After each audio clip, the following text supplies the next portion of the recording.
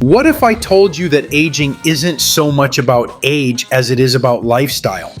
That the difference between looking your age and looking 20 years younger isn't magic, but a series of daily decisions? Today, I'll show you a real-life example that can change the way you think about age. The woman I'm talking about is 71 years old. Yes, 71. Her name is Emmie Sanh. But when you see her, your first thought will be, no way. And the most valuable thing is that her results can be broken down into specific steps that are accessible to everyone.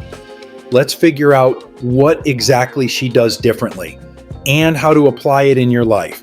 Watch this video until the end. It's going to be very interesting and useful. So let's get started.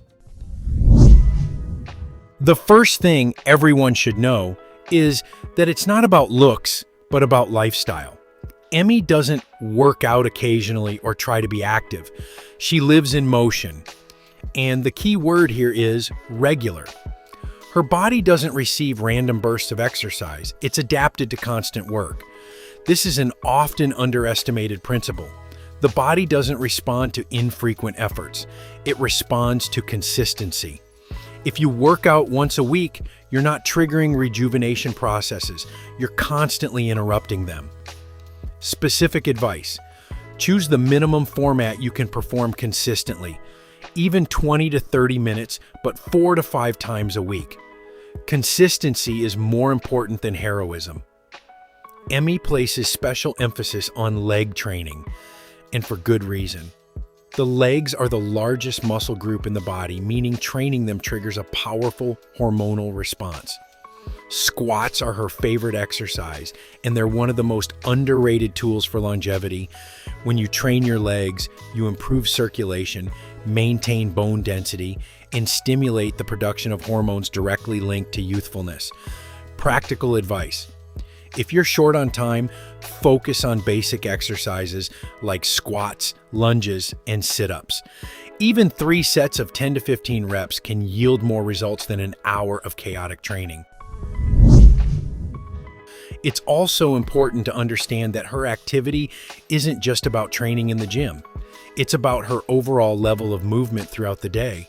She doesn't sit for 10 hours straight. She moves, changes her body position, and stays functional. The modern problem isn't lack of exercise, but too much sitting. Even if you exercise an hour a day but spend the rest of the time sedentary, you're negating the benefits. Specific advice. Add micro movement and get up every hour. Do 5 to 10 squats, walk around and stretch. But an important caveat. Emmy doesn't chase quick results. She builds progress gradually. This is a fundamental principle that frustrates most people. We want to jumpstart anew, overloading ourselves and burning out. Her approach is the opposite.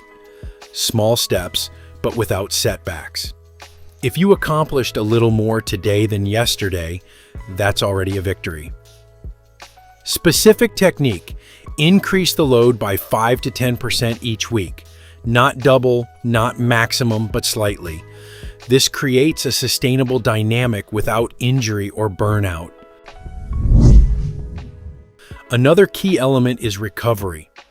Emmy doesn't view rest as weakness.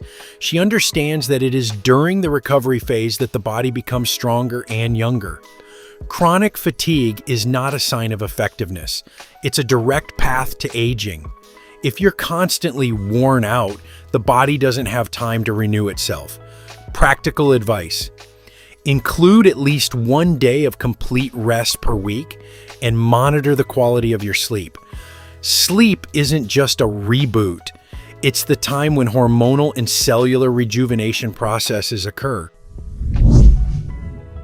Spending time outdoors occupies a special place in her life. It seems trivial, but in reality, most people spend their days indoors, under artificial light. Emmy regularly spends time outdoors, and this impacts not only her physical but also her mental well-being. Natural light regulates circadian rhythms, improves sleep, and outdoor activity reduces stress. Specific action. Try to spend at least 30 to 60 minutes a day outdoors, preferably in the morning. Even a simple walk can be a powerful health factor. And here we come to another important element, mindset. Emmy thinks positively, but not in the everything will be fine sense, rather in the context of a constructive approach to life. She doesn't dwell on age, doesn't perceive it as a limitation. This is critically important because our perception directly influences physiology. When a person believes that after 60 it's too late, they unconsciously decrease their activity and the body adapts to this belief. Practice. Monitor your internal attitudes. If you catch yourself thinking, I can't do it anymore, replace it with, I can, but I'm adjusting my intensity. Another subtle but powerful principle is accepting age. Emmy doesn't try to escape the number, she embraces it. And the paradox is that this is precisely what allows her to look younger. Constantly fighting against time creates stress, and stress accelerates aging. Acceptance isn't passivity, it's relinquishing internal resistance. This allows you to direct your energy not toward worry, but toward action. Another aspect worth highlighting is attitude. Emmy doesn't view training as a punishment or an obligation. For her, it's a part of life, not a temporary measure.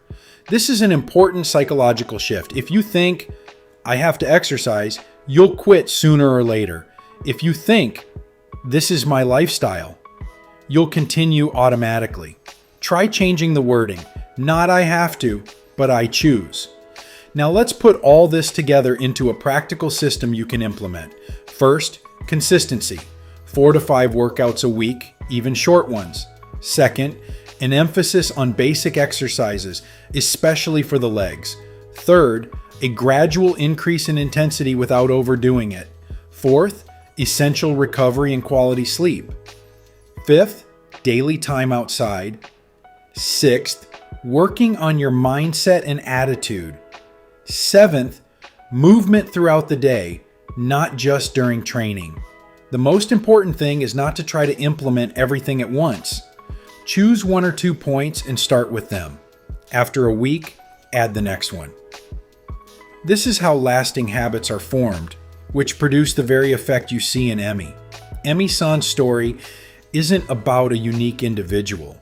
It's about principles accessible to everyone. Her results aren't a coincidence, but a pattern. And the main question now isn't whether it's possible, but whether you're ready to start applying these principles in your life. Friends, what do you think of this woman? Write your opinion in the comments. If this video was useful to you, then please like it and share the link with those who might find it particularly useful.